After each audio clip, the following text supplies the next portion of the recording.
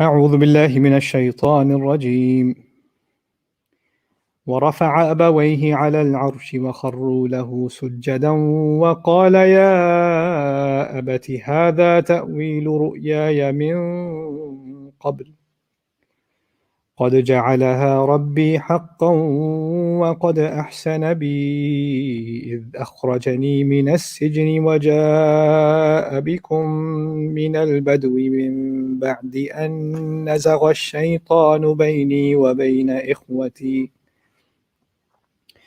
إن ربي لطيف لما يشاء إنه هو العليم الحكيم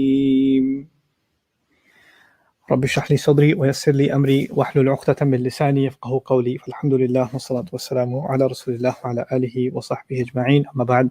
Once again everyone, Assalamu alaikum wa rahmatullahi wa barakatuh. Today I try to continue whatever I've come to learn about ayah number 100 of Surah Yusuf.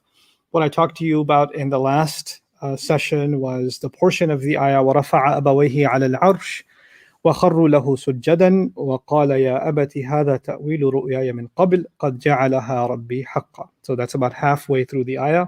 He raised his parents onto the throne and they fell before him in prostration, and he said, "My beloved father, this is the interpretation of my vision from so long ago.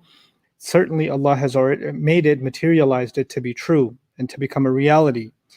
That's what we discussed last time. And so I'm going to translate the rest of this for you and then we'll discuss it. وَقَدْ أَحْسَنَ بِي إِذْ أَخْرَجَنِي مِنَ السِّجْنِ. And he has been beautiful and good to me. He has been excellent to me. And he was excellent to me when he brought me out of the prison. وَجَاءَ بِكُم مِّنَ الْبَدْوِ. And he brought all of you from the outskirts. وَمِن بَعْدِ أَن نَزَغَ الشَّيْطَانُ بَيْنِي وَبَيْنَ إِخْوَتِي. Even after the devil had caused a provocation between myself and my brothers. إِنَّ رَبِّي لَطِيفٌ لِمَا يَشَاءُ. No doubt my master is subtle and intricate in whatever he decides to do or whatever he wills. إِنَّهُ هُوَ الْعَلِيمُ الْحَكِيمُ. Certainly he is the all-knowing, all-wise. Okay, so that there's a few statements here, and we're going to start with وَقَدْ أَحْسَنَ بِي إِذْ أَخْرَجَنِي مِنَ السِّجْنِ. And he was good to me when he brought me out of the prison. The thing to note here is, first of all, this is still a continuation of what he's saying to his father. So he's on the throne. The father and mother are now also on the throne. He turns to his father and said, Allah has made this dream come true. And then he's continuing to speak to father, and he says, now there's a lot to share. This is the first conversation they're having after decades of separation. There's so much to catch up on. There's so many tears to cry. And there's so much to lament over. So much time has been lost. But the first words that come out of his mouth are words of gratitude. All the negative that has taken place hasn't been erased. But he understands that all that negative pales in comparison to the favor Allah has just done to him. This favor is massive to him. And he now understands that he needs to look back at all of it. And now, instead of focusing on the bad things that happen, and we spent most of the time in this surah discussing the bad things that happened to him. There's plenty of them. Not one of them comes up. He says, وَقَدْ أَحْسَنَ بِي إِذْ أَخْرَجَنِي مِنَ السِّجْنِ. And he was good to me. My master was beautiful and good to me. He was excellent towards me. And he did good by me when he brought me out of the prison. But then the thing is, what did he not mention? What else did he not mention?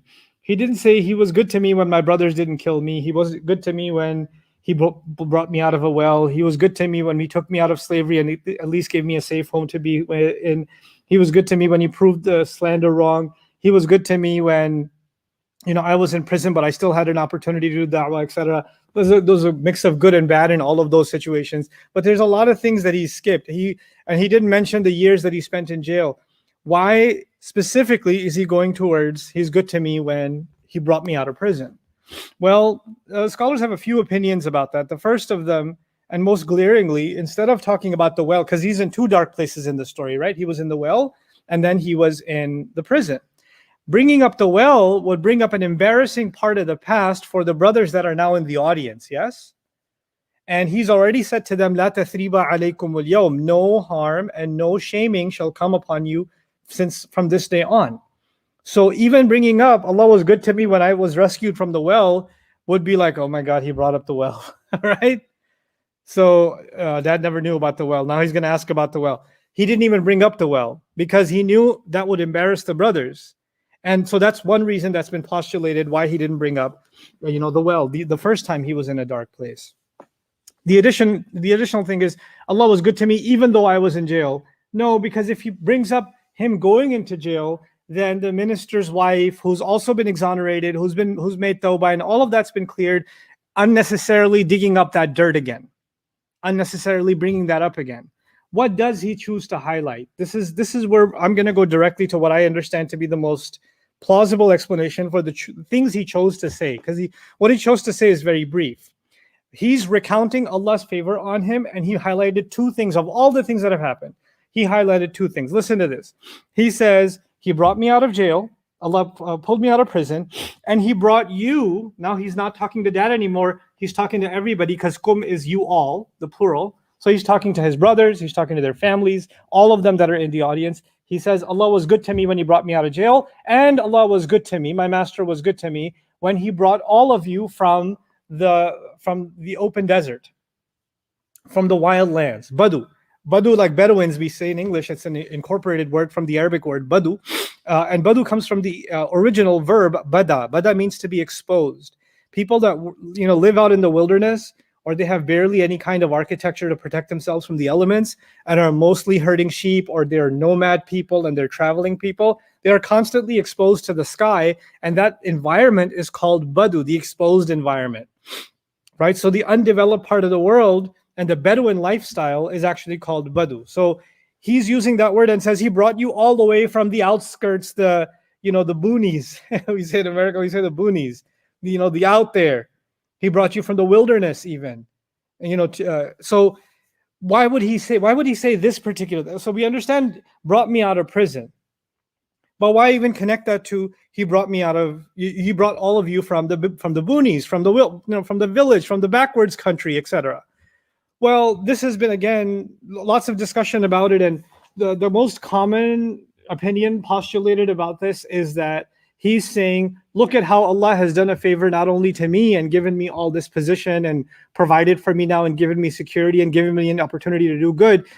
In this time of famine and difficulty, he brought all of you and your families out of a situation where you barely had enough food to eat, and he's brought you out of the undeveloped part of the country or a region, and he's brought you to the civilized capital of the world.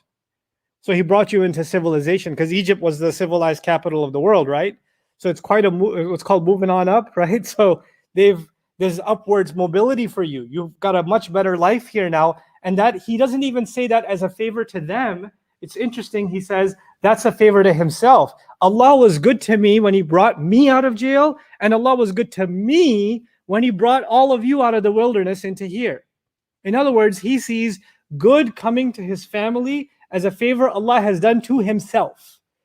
As a larger extension, we notice in the Quran when we talk about gratitude, we don't just thank Allah for the good that he's done to us. So Rabbi awzi'ni an ashkura ni'mataka allati an'amta alayya wa ala walidayya. Master, empower me to thank you for the favor you've done to me and to both my parents. In other words, there are places in the Quran where you have the inspired dua that the favor to your parents is also a favor to you. Think of it this way, and we'll just talk about parents for a moment, even though he's not only talking to his parents, he's talking to the extended family. I, for example, came to the United States with my family. If my father wasn't positioned here to do work here, I would never have come here. If I never came here, I wouldn't have ever had the opportunities that I had here. I would have never studied Arabic the way that I did. I would have never studied the Quran the way that I did. I would have never met the friends that I had that had so much influence on my life and shaped the way that I think about my religion. Some of the most remarkable teachers that influenced my life. That none of that would have happened if my father wasn't working here and he wasn't, working night and day to basically provide for us. in a very expensive part of the world in New York City, where we weren't, wealthy at all. But so the favors Allah has done to me are actually only a continuation of the favors already Allah did to my father, giving him the opportunity to do something for his family, and so they can have a better life, or they can have opportunities that even he didn't have, right? So first and foremost, what Yusuf alayhi salam is teaching us is that a favor or goodness coming to your family, and not just your elders, even your younger sibling. He's talking to his brothers, he's talking to his sisters-in-law, he's talking to his nieces and nephews, all of them. And good coming to them is good done to me. This is a mindset change for a lot of people, because in extended families, in large families, unfortunately, there's a lot of politics. So when good happens to one cousin, they get a promotion, they get a new job, they buy a house, they get a new car. All the other cousins are like, oh, yeah, I don't even know why somebody would give them a promotion. You've seen him? You seen her? Like there's a jealousy, and there's almost a, why did they move up? Right? They don't see that as a favor done to the family, because they still see them as another. They're family, but they're not quite family. And there's always this subtle competition. Even if you invite people over, not nowadays, but back in the day, right? If you invite somebody over for a barbecue, man, they did this, we're going to do a better job. It's like a competition all the time. Why did they have this and we didn't have that? Why did their birthday party look better than my kid's birthday party, etc., etc.? We get petty and we get competitive. And look at Yusuf alayhi salam sitting in that position. He actually acknowledges Allah's favor on all of them, that now all of them don't have to worry about food. All of them don't have to worry about shelter. And you know what happens, right? When the economy tanks and there's scarcity of food and supplies, because remember the last time the family came, they literally brought used items from the home to give in exchange for food. So they were basically destitute at this point, right? And when that happens in a society, crime goes up. So it's not only that they're starving, they're also not safe. The danger goes up when economies collapse. So he's grateful to Allah that not only has Allah made him safe, but he's given all of them safety too. And also now this gives new flavor to the words that he said first to them, Udkhulu Misra insha'Allahu aminin, if Allah wills, enter Egypt safely. You will find a kind of safety here that you couldn't have found in the Bedouin, or in the Bedouin lifestyle, or out in the outskirts, right? So that's a very common way, an interpretation of looking at this phrase and connecting it. Or actually, that they haven't connected it, but they've simply said this is why he brought up waja'akum min al-badwi, right? So they've moved on up. But there's other ways of looking at this. And by the way, you don't think that this is condescending. Like, Allah has been so good to me that he brought you out of your rotten, pathetic houses to the palace of Egypt. You got a much better life now, alhamdulillah. Like, it's kind of almost condescending. That's not what's being said here. So, and there's more than that I'd like to add here. There is, of all the things, like I keep saying, of all the things he could have mentioned, he mentioned two. So there has to be a logical connection between these two things. So I was pondering over what could connect him coming out of prison and them coming out of the Bedouin, lands that they were in. You see, the brothers, him coming out of prison is Allah completing his favor on him, right? Allah completing his favor on him, and him now in a position to do good that he wouldn't have been able to do. He's now able to help people against starvation, help an entire nation, and do da'wah on a scale that he could never have done. That's Yusuf alayhi salam. So bringing him out of prison is not just relief from a prison cell, it's actually an opportunity to earn some incredible good deeds in this life, right? So to do more, obviously, if you're in a prison cell, you can't do much. You don't have the opportunity to do a lot of good deeds other than your own worship. The only opportunity we saw is him talking to a couple of inmates, right? Which was a small seed Allah turned into a tree. On the flip side, the brothers of Yusuf alayhi salam, and by extension, the unfortunate, upbringing they're giving to their families, means they're not doing a lot of good deeds. They're even disrespectful to their father, right? But them coming out of that environment, physically coming out of that environment into this new environment, and them being humbled in the way that they have been, is an opportunity for even them now to do good. For them to do, so he has a chance to do more good, and now they have a chance to do more good. And that's also a favor of Allah on him. That not only am I in a place where I can do good, my family is doing good. You see, when you love someone, you want the best for them. And even if his brothers were bad to him and whatever else has happened, at the end of the day, you don't want anybody burning in hellfire. At the end of the day, you still want them to turn a new leaf and become better. No grudges are worth eternity in the afterlife. So he's so happy that they have an opportunity now in this new land, away from that environment in which they were so lost in their own power, right? In the Bedouin lands, they were the pharaohs. They were their own pharaohs. But now they're not. Now they have a chance to start fresh and to really have a connection with Allah. And that's also an opportunity for them to see themselves as believers in a new light and to see their future course of action differently, right? So that's another dimension of them coming out from the Bedouin lands. But now let's talk about the connection between these two things. You see, Yusuf alayhi salam here started with Allah being good to him. So there's a few observations here. Allah being good to me. This is the same wording he used when the minister's wife tried to seduce him. And he said, Innahu Rabbi ahsana, same verb, ahsana here, mathwaya. He's provided me beautiful housing. My master has he's done excellent in taking care of my residence. Remember, he had honorable residence in the house, right? Now it's interesting that when he was a servant, he was calling on Allah even and saying that Allah has provided me excellent housing. He has much more excellent housing now. So the time for him to say, Allah has really hooked me up with some housing, was this, right? You would expect Yusuf in the palace to say, wow, Allah really gave me a beautiful home. But actually, Yusuf alayhi salam's mind is so profoundly spiritually connected to Allah that the favor of Allah he sees beyond the material. So even when he was so long as he was safe and he had dignity, he called that a favor of Allah, and he has excellent housing. He has a roof over his head. He has clothes on his body. He's got food to eat and a permissible income to earn. Innahu Rabbi ahsana mathwaya. Like he doesn't have to have a palace to say that. And when he does make it into the palace, after all of those struggles, what is he thanking Allah for? Well, he's thanking Allah. He's saying Allah was really good to me, but he brought me out of prison. Why? Because that is not something he could have planned at all. So you see, he's the planner for the entire country. He planned the crops for the country. He plans the security for the country. He planned the entire scheme to reunite his family. He is an incredible planner. That's what he is. But one thing he couldn't have planned is his relief from life in prison. He could not have planned for the king to see a dream. He couldn't have planned for that dream to be so disturbing to him that he says it in public, in front of the court. He couldn't have planned that the same guy would remember at that very moment, and not before, not after, at the moment of that dream, I think I can get that dream interpreted. He could not have planned him coming and asking that interpretation. He could not have planned for the king to say, that's not you, I want to know who this was. He could not have planned that the king would be so impressed with him that the case would get reopened and all. None of that was his plan. That was Allah doing his work. That was Allah implanting a dream into a king's heart in the middle of his sleep in the night, and he can't sleep. The guy can't sleep because Allah has a plan for him. Those dreams have a purpose. So he's looking at the way Allah did something without any of his planning. And he says, Allah was so good to me when he brought me out of prison.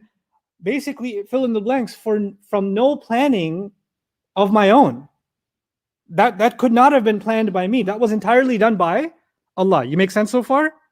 Now look at what happens. وَجَاءَ بِكُم مِّنَ الْبَدْوِ. And he brought you from the Bedouin. Allah brought you from the Bedouin lands, or from the outskirts, or from the wilderness. Wait a second. Hold on a second. But unlike the dream of the king, which was done by Allah, Yusuf didn't implant the dream. Unlike all of those chain of events, the chain of events that led the family to come to Egypt were not from the unseen. That was Yusuf putting a cup, calling them back, that entire back and forth twice over. That was entirely planned by who? By Yusuf alayhi salam. But he doesn't say that it was his plan that brought them here. What does he call it? Allah doing that. What does he recognize? Sometimes we plan things and they work out the way we're hoping. Sometimes we had no plans and things work out the way we were, beyond what we were hoping.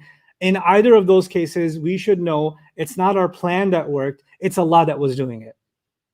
It's Allah that made it work. In either case, he's not going to take credit. And he's almost as if he's saying, now the connection between these two. So one is divine intervention. Obviously, there's no intervention from Yusuf in him coming out of prison, and the other was his own intervention. He was taking the planning and the course of action that led to them coming out of Egypt, or coming out of the outskirts. But now the connection between these two, and the connection between these two is Allah had a great plan for me to bring me out of prison. It's important enough that I get out of prison that Allah would put that in the dream of a king. This is more important than myself. This is larger than life. This is larger than my own self. It's not just that I should no longer be in jail. There's a higher purpose. And so far, when we were studying the story, what was the higher purpose? The higher purpose was Egypt is going to fall into famine. Hundreds of thousands of people are going to starve. So lives have to be saved. That's the larger plan, right? And we saw that play out. But now Yusuf alayhi salam sees, Alhamdulillah, Allah has been really good to me when He brought me out of jail. And actually, not only did bringing me out of jail help all these people, it seems Allah's plan to bring me out of jail was to get you out of the outskirts into Egypt. Meaning Allah, just like He had a plan for me to save these people, Allah must have a plan for you, and something remarkably good, that He brought you out of that place into Egypt. The sons of Israel are now in Egypt by some great divine plan from Allah. And just like I didn't know what was happening until it actually happened. I didn't know Allah's plan and how grand it is until I saw a piece of it unfold. This to me is also a piece of Allah's plan unfolding. And just like Him bringing me out of prison was a huge favor of Allah to me, I will have no doubt that you coming here, you families coming here, is also in some way a huge favor of Allah to me. And He doesn't even know the level of truth in that statement, because He's just a human being. He doesn't know that this coming of, let me just get ahead of myself a little bit and tell you, them coming here is them getting settled in the land of Egypt, and them growing as families and tribes. And eventually, as they grow as families and tribes, they're going to become economically very powerful and influential people generations down the road, to the point, and then there's going to be a power structure shift in the governance of Egypt. And they're going to say, these people are not originally from here. They have too much power, too much money. They need to be taken out, and they are going to be turned into slaves. And when they are turned into slaves, then among them, Allah will raise have a baby be born that is going to survive drowning in a year where all babies are supposed to be killed. And eventually that baby is going to receive the word of Allah, the Torah. That same baby is going to not only deliver them from Egypt, the most important favor to him is going to be, he's going to receive the word of Allah. And that word of Allah shall be carried for generation after generation by prophet after prophet after prophet after prophet after prophet. And that entire chain of events is because Yusuf came out of jail. Because Yusuf came out of jail, he was able to bring his family here. That's Allah's plan. He doesn't even know how this is going to play out. And let me tell you how huge that is. That means Yusuf alayhi salam's deeds are going to give him sadaqah jariyah for anyone who will ever recite the Torah for generations to come. That hasn't even come yet. That's part of his sadaqah jariyah. And now take it a step further. The final and the greatest gift of Allah to humanity is the teaching of the Quran, yes? Ar-Rahman allama al-Quran. The incredibly, unimaginably loving and caring, He taught the Quran. How much of the Quran is a review of what Allah taught in the Torah, or the prophets of the Torah, or the teachings of the Torah, or the story behind the Torah, which is including what we're looking at now? The Torah is actually this is the musaddiqan lima bayna yadayhi. It's a confirmation of what came before. So actually, even the Quran is echoing the legacy of Yusuf alayhi salam in some subtle, beautiful way. And what good can a person have? What better good can a person have than they have a share in the word of Allah spreading throughout generations? You know, Torah was you can call it the trailer for the Quran. It was the preview for the Quran. You know, in the Quran, Allah calls their book, the Torah, He calls it Al-Furqan. He calls it Kitabullah. In the Quran, Allah describes Torah as Furqan, Kitabullah, Hudan, Nur. These are all descriptions of the Quran itself. Quran is called Furqan, Quran is Kitabullah, Quran is Huda, Quran is Nur. What is Allah Azza wa Jal telling us? That and by the way, the greatest gift comes after the greatest trial, yes? In Yusuf's life, what's the greatest gift? That he gets to bring his family together for much grander purpose. a purpose he doesn't even know yet. But he knows it's coming. He doesn't know what it is, but he knows it's coming. Because this is not something small. He recognizes Allah doesn't just do something Allah doesn't do some good that's short term. Allah always does a good that is perpetual, long term. It may even be long term than my own imagination and my own lifetime. And maybe my generations won't even be able to see where that good leads down the road. I may not be able to see. So he's got this vision of how Allah has done good, and now he's optimistic about the future. So no, in that sense, if you look at these two phrases again, one more time, when he brought me out of prison is actually him being grateful for everything that happened, even him leading up to going into prison, because if he wasn't in prison, he wouldn't be running the country. So he looks at the final piece of that puzzle, which made him understand all of the other terrible adventures, to understand he could not have been in this position if the jail thing didn't happen. And then that's how Allah released him from jail. This is where Allah wanted him. So this is him now looking at the future, at the past optimistically. He's looking at the past and understanding its purpose. Now he's going to look at the future. And the future is, you've come here. You're just starting your lives here, right? We don't know how things are going to turn out yet. You're just starting your lives here.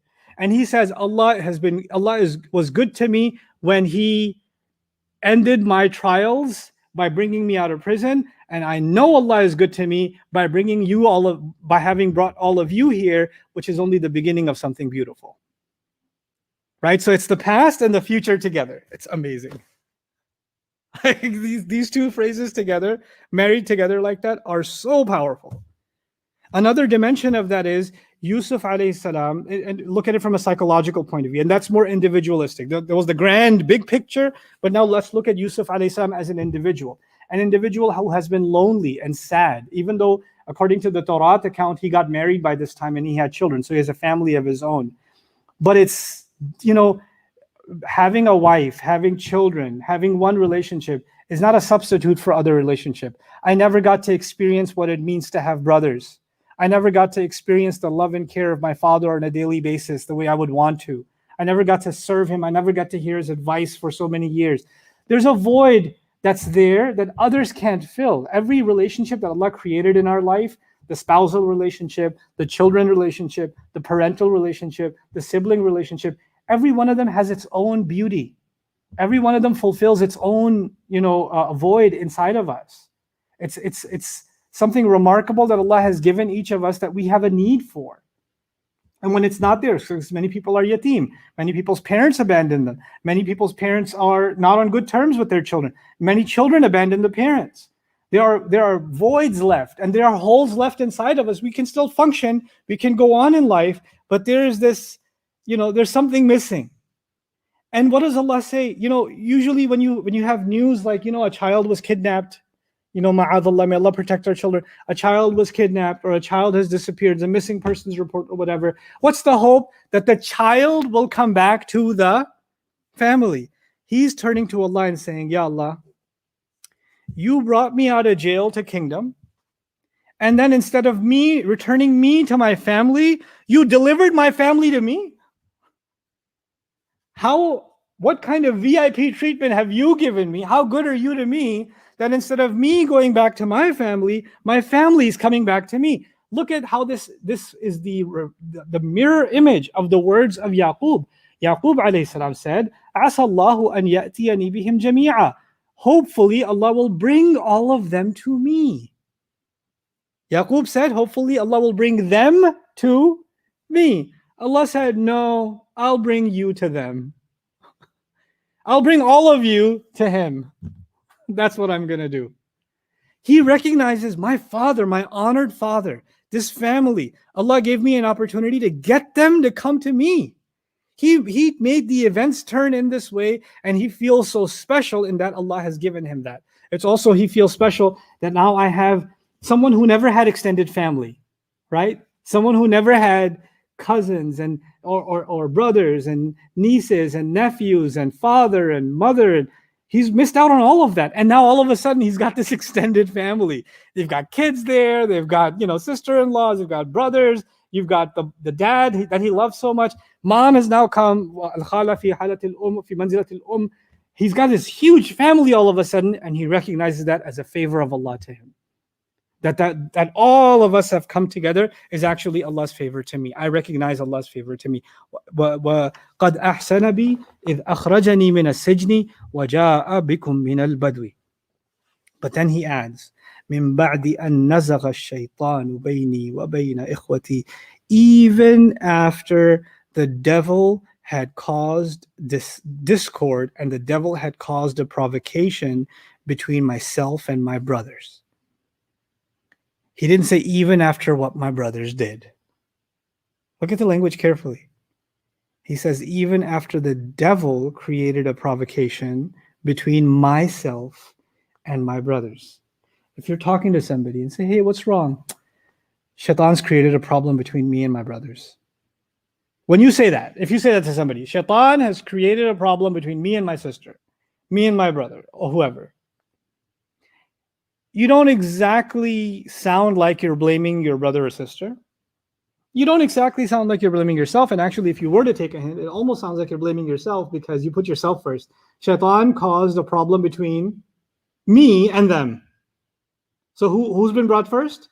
Me. And that's also another layer of making them feel safe. Look, I'm covering for you, and I'm not talking to you about what you did. I'm letting you know that I remember the lesson my father taught me so many years ago, not to tell you the dream because the devil is a real enemy. And I know after all these years, it wasn't you. It was you when you slipped into the trap of the devil. The devil caused tension. The devil caused a provocation between me and my brothers. I'm going to read something to you about the meaning of provocation. I keep translating it as such. So let's read a little bit about the etymology, the origin of the word nazgh. النزغ شبه الوخر والطعن. It's similar to poking or piercing. نزغه طعنه ونخسه. نزعه, the verb, نزغه rather, actually means to criticize someone, to provoke someone. Biyadin, by hand, meaning to push someone or to bully someone like that. Aw ruh, or by a spear, to poke someone in the back to make them move, to agitate them. Aw kalima, or to provoke someone by means of words. حركه أدنى حركة, to move them just a little bit. المعنى المحوري نقص حسي في البدن أو معنوي للتحريك والإثارة. It actually means to cause a disturbance or a provocation or an instigation that is physical or emotional, to impact somebody psychologically. ومنه نزغ بينهم أغرى وأفسد وحمل بعضهم على بعض. نزغ also means to incite somebody, to aggravate somebody, and to cause corruption in a relationship where one starts getting aggressive against the other. فهذا نزغ تحريض وتحريش للإيقاع بين غير المعتادين ولزيادة الفساد بين المعتادين. And this is the kind of encouragement, incitement, working, they say rile somebody up, work somebody up, stir somebody up. That's what nazgh actually means. Nazgh is to stir someone up. So they have a feeling, let's make it worse. Let's agitate it. Like, if you have an irritation and you scratch it and it gets worse, that's what Shaitan does. You may have a bad feeling. He wants to make it a lot worse and a lot worse and a lot worse. Shaitan did this until it became a serious disorder between me and my brothers. And by the way, now by calling, he didn't say me and them. He said me and my brothers. Me and my brothers. And in my brothers is also a kind of acceptance. And it's also looking at all the extended family and saying, look, Shaitan tried to do this, but he failed. Because look, you're all here even after the devil tried to do this between me and my brothers. In other words, we're not going to harp on and we're not going to dwell on what the devil had already done. We're going to focus on being grateful that Allah has done a great favor to me, that He brought all of you here, even after me and my brothers had a discord because of the shaitan. Now my favorite phrase in this ayah. Inna Rabbi latifun lima yasha. No doubt about it, my master is subtle in whatever he does. Now, this deserves some attention. This is one of the most beautiful names of Allah in the Quran, His name Latif. Okay, and when it comes as a pair, it comes Latifun Khabir. There are 7 instances of this word or this name of Allah in the Quran, And it occurs once as a verb. فَلْيَتَلَطَّفْ وَلْيَتَلَطَّفْ وَلَا يُشْعِرْنَ بِكُمْ أَحَدًا. That's the middle word in the Quran, subtly enough. But the word latif, there are 6 other places in the Quran where Allah describes himself as latif. I'll run through 5 of them. The 6th one, which is Surah Al-Ahzab, I will not run through because that is way too subtle. It would be a lecture by itself. But one of my aspirations, inshallah, is when I finish this series one day of Surah Yusuf, my aspiration is to, inshallah, cover the remainder of Surah Al-Kahf that I haven't finished, and then actually maybe turn to Surah Al-Ahzab, which is just an absolutely profound and different surah of the Quran. But inshallah, we'll get there when we get there. No rush. So listen to some of the ayat in which Allah talks about himself as latif. But before we do, let's look at the meaning of latif from an Arabic origin point of view. هو الذي اجتمع له الرفق في الفعل. A latif is someone in whom there are certain combinations. The first combination is someone who is very gentle in whatever they do. So someone does something gently. وَالْعِلْمُ بِدَقَائِقِ الْمَصَالِحِ. And as they're doing it, they know the very subtle implications of and the subtle consequences of every step. وَإِصَالِهَا إِلَى مَنْ قَدَّرَ لَهَا مِنْ خَلْقِهِ. And to make sure the effects and the act is done to exactly the one that it is intended for. To help you, to make this even easier, or actually further, نفاذ بدقة أو احتيال مع خفاء المنفذ. And then لطفة, this is صغرة ودقة. Let me simplify that for you. When something penetrates something, when something gets through something, like for example, when dust that you don't see gets through your clothes, or smoke that's very light can actually get through clothes, get through a surface, permeate through a surface, and you don't even realize it. Particles that you can inhale polluted particles and not realize them, for example. In a sense, for example, we're so worried about the coronavirus and the way that it spreads airborne because it is, in a sense, latif. It can penetrate without one realizing it. It may be doing its work and damage, and you may not feel a poke or a prod until it's too late. You understand? So the idea, when something acts in a way that's invisible, that's not noticeable, it's extremely precise, it targets something, and the act takes place without anybody realizing it. And that's why I keep coming back to the word subtle, but it's not just subtle, it's also gentle. Now, the way Allah uses this word, listen to this. أَلَا يَعْلَمُ مَنْ خَلَقَ وَهُوَ اللَّطِيفُ الْخَبِيرُ. Doesn't he know who he created? He is al-latif al-khabir. He's the subtle, the one who has full awareness. Think about, even in the physical sense, how intricate and how microscopic are the neurons firing in my brain right now so I can come up with the syllables to say a single word in this sentence. There's a subtlety in the technology of the human brain and its connection to the tongue, just this much, right? That is beyond our imagination. These systems are so intricate and they're so subtle. When somebody has a brain disorder, when somebody has a heart disorder, what kind of extremely precise instruments does a surgeon need to go and remove that one tiny tumor or that one tiny growth, or remove that one swelling, and that finger moves a little bit, half an inch, a tenth of an inch, a centimeter over the wrong way, and they could kill a person, or they could permanently damage a person, right? So when you have to do something that's so incredibly precise, Allah says, doesn't he know who he created? As if to say, every last detail about who I am and what I go through and what events are happening in my life, every last minute of it, every last second of it, every glance to where my eye falls, every sound that my ear hears, Allah is fully aware of what's going inside of you and what its consequences are. Allah is fully aware of what thoughts are happening inside of you and what its consequences are. That is Allah being latif. That is Allah being latif. And then he says, لا تدركه الأبصار وهو يدرك الأبصار وهو اللطيف الخبير. Eyes cannot conceive him, but he conceives all the views. He conceives all the eyes, and he's latif, and he's fully aware. In other words, he's so subtle, I have a hard time seeing things from your point of view. You have a hard time seeing things from my point of view. Allah says, I own every point of view. And when I speak, it is so delicate and precise because I've taken every point of view into consideration. وَهُوَ اللَّطِيفُ الْخَبِيرُ. ألم تر أن الله أنزل من السماء ماء فتصبح الأرض مخضرة إن الله لطيف خبير. Didn't you see that Allah sends water from the sky and the earth becomes green? Certainly Allah is Latif. The earth becoming green. If you ever seen like those sped up videos where they keep the camera in one place and the blade of grass comes out, a single blade of grass, a single leaf going through photosynthesis, turning green, its pigmentation turning green, and the process that it goes through is entirely engineered by Allah Azza wa Jal. He is Latif over every ounce of greenery that we see on this planet was single-handedly crafted by Allah Azza wa Jal. It was exclusively done by Allah Azza wa Jal. How subtle is He that He colored every vein of every leaf on every tree? How delicate is that? How delicate is that? When I was little, I was obsessed with drawing trees, but trees are hard to make if you want to make a nice one, and your hand gets tired, and the first few leaves come out really good, and then they start getting uglier.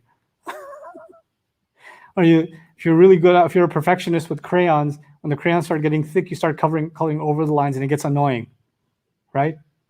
And kids, when they say, "Oh, I want a coloring book, I want a coloring book," and you get them a coloring book, and 3 minutes later,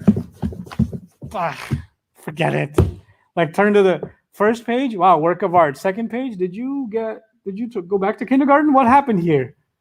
You know, and yet with Allah's art, with Allah's nature, what He does on the earth, with every seed, how subtle is the process of a seed tearing open and a plant coming out? What is happening inside of the earth that we have no knowledge of? All we do is put the seed in, put the water. That's our part. Who's tearing it open? Who's making that precise surgery take place inside of the earth where life can form, where this plant can form, which can eventually feed? Inna Allah latifun khabir. My favorite one, Ya Bunayya, sorry. إنها إن تك مثقال حبة في خردل فتكن في صخرة أو في السماوات أو في الأرض يأتي بها الله. My beloved son, even if there is a seed of mustard, small seed, and that seed is somehow lodged deep inside of a boulder. Use your imagination. A boulder is a giant piece of rock, yes? And deep inside that boulder, there is a seed, a delicate little seed. Okay. أو في السماوات, or that seed is lost somewhere in the galaxies. أو في الأرض, or that seed is hiding somewhere on planet Earth. يأتي بها الله, Allah will bring it back. Now think about a boulder, and think about a seed inside of a boulder, and you're told you have whatever tool you want at your disposal. I want that seed, and I don't want it damaged. I want it recovered from this boulder undamaged. The thing is, we have powerful tools in the world. We have bulldozers, we have explosive devices, we have cutters, we have all kinds of things that can powerfully dismantle even a boulder. We can. But the more powerful something is, the less subtle it is. The more powerful a weapon, like a bomb, is, the less precise it is. The more precise something is, the less powerful it is. You can't be powerful and subtle at the same time. If someone is really strong and you told them to, like, super muscular, you told them to squeeze a toothpick, like they're too strong to even be able to squeeze it. Every time they try to squeeze it, it snaps. Because they can't control their strength. They're too strong for it. To be strong means you lose subtlety. You lose precision. Allah Azza wa Jalla is Latif, and Allah is all-powerful. All at the same time. He says in this remarkable ayah, Allahu latifun bi'ibadihi. Listen to how this ayah begins. Allah is subtle when it comes to His slaves.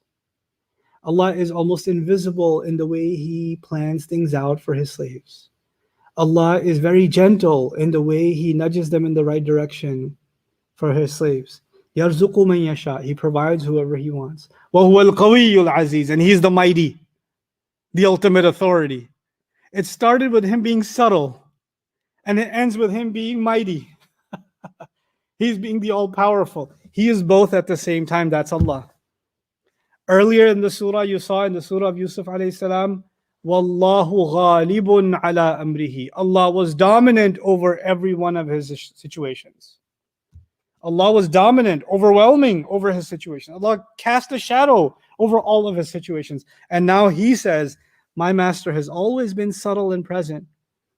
Nobody else may have realized it. I may not even have seen what he was doing, but he was always there. His presence had always penetrated every situation I was involved in. He says then, Inna Rabbi latifun lima yasha. If there's something I've come to learn, is Allah is very subtle in whatever he wants to do. Allah is not so obvious that this was Allah's doing. He makes it very invisible.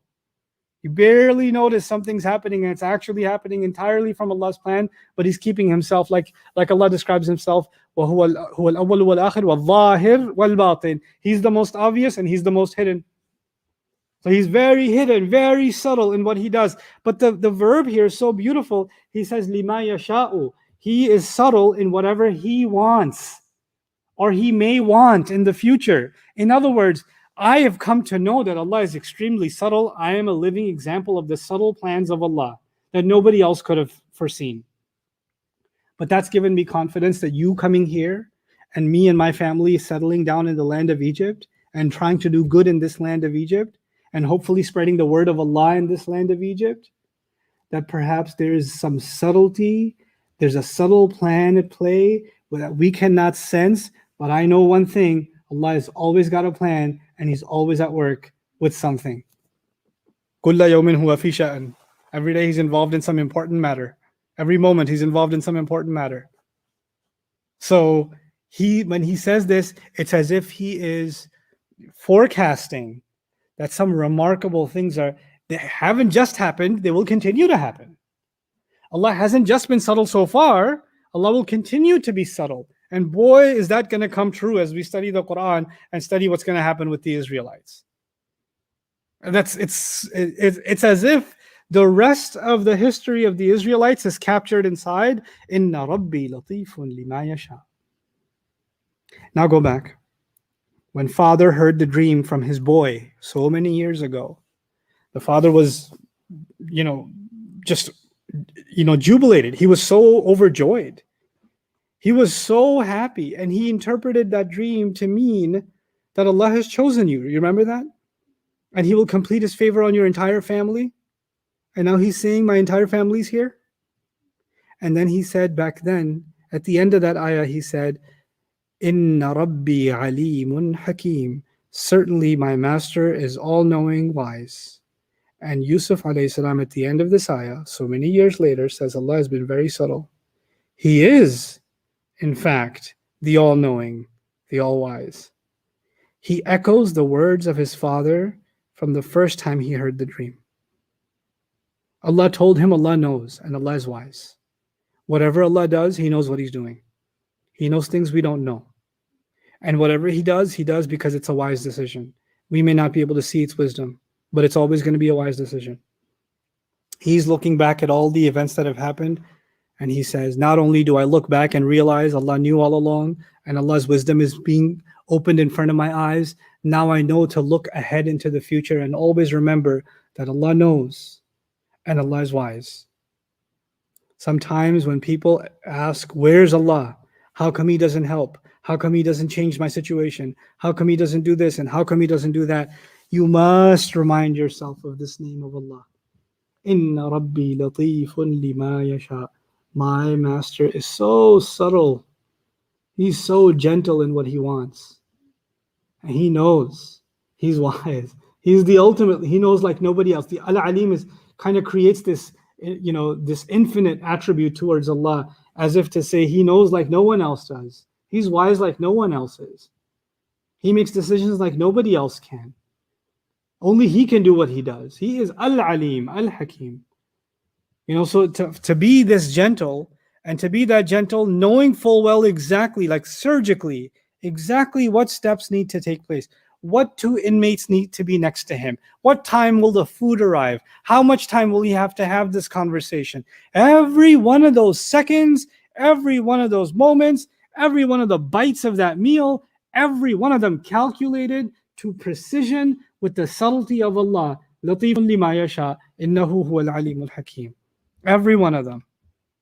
Can you imagine? They call it the butterfly effect, right? But can you imagine a conversation that happened in a prison cell changed the fate of humanity when it comes to guidance?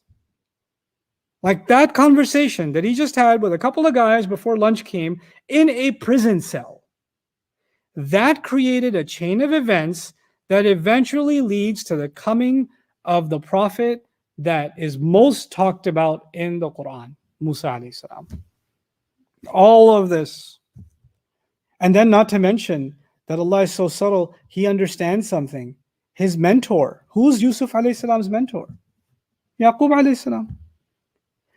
Allah is so good to me that He brought all of you here, because if you didn't come here, I know my dad would never have come leaving you behind. He feels responsible for his family. So Allah brought not just my dad to me, He brought all of you to me. And now my spiritual mentor, my senior prophet, is with me, and he can guide me even better on spiritual matters, and he can maybe even guide me on how to give the beauty of this deen not just to his children and their extended family, but now in this new land to these people.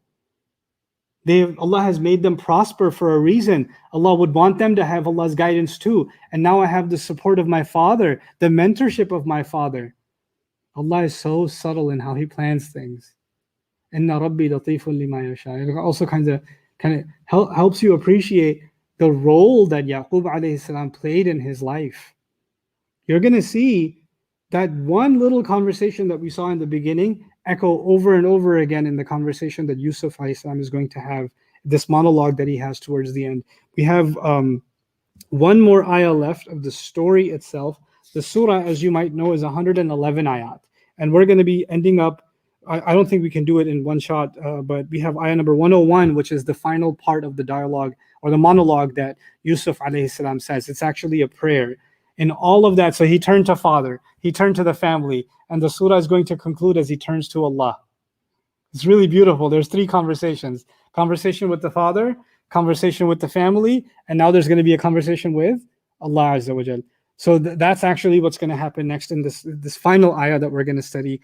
May Allah Azza wa Jal help us extract every benefit we possibly can from His profound word, and may Allah Azza wa Jal make us grateful and appreciative of His subtle presence, His gentle presence in everything that's going on in our lives. Barakallahu li wa lakum fil Qur'an al-Hakim wa nafa'ni wa iyyakum bil ayati wa dhikri al-Hakim. Which way to go? Which way to go? Okay, fine. I'll do the standard. I'll make it more interesting later.